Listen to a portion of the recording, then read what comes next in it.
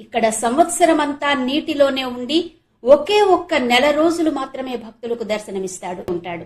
ఇక స్థల పురాణం విషయానికి వస్తే, రామరావణ యుద్ధంలో రావణ సంహారం చెయ్యడం ద్వారా కలిగిన బ్రహ్మహత్య దోషం తొలగించుకోవడానికి వివిధ ప్రదేశాలలో శ్రీరాముడు శివలింగాలను ప్రతిష్ఠించడం మనం పురాణ కథనాల్లో చదువుకున్నదే.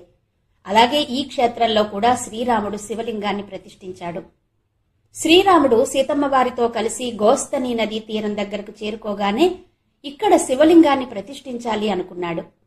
మధ్యాహ్న సమయంలో గోస్తని నదిలో 3,000,000 తీర్థాలు వచ్చి చేరుతాయి. కాబట్టి అలాంటి శ్రేష్టమైన సమయంలో అక్కడ శివలింగాన్ని ప్రతిష్ఠించాలి అని భావించాడు శ్రీరాముడు. వెంటనే హనుమంతుణ్ణి వారణాసికి పంపి శివలింగాన్ని తెమ్మని చెప్పాడు. అయితే హనుమంతుడు శివలింగాన్ని తీసుకుని రావడానికి ఆలస్యమైంది. ఇక్కడ చూస్తే సమయం మించిపోతోంది. అందుకని అక్కడే గోస్తని నదిలో నుండి కాస్త ఇసుక మట్టిని తీసుకుని శివలింగాన్ని తయారు చేసింది సీతమ్మవారు. ఆ లింగాన్ని సమయం మించిపోకుండా ప్రతిష్ఠించాడు రామయ్య. అయితే ఆ నదిలో నుంచి తీసిన మట్టి నత్తగుల్లలతో కలిసి ఉంది.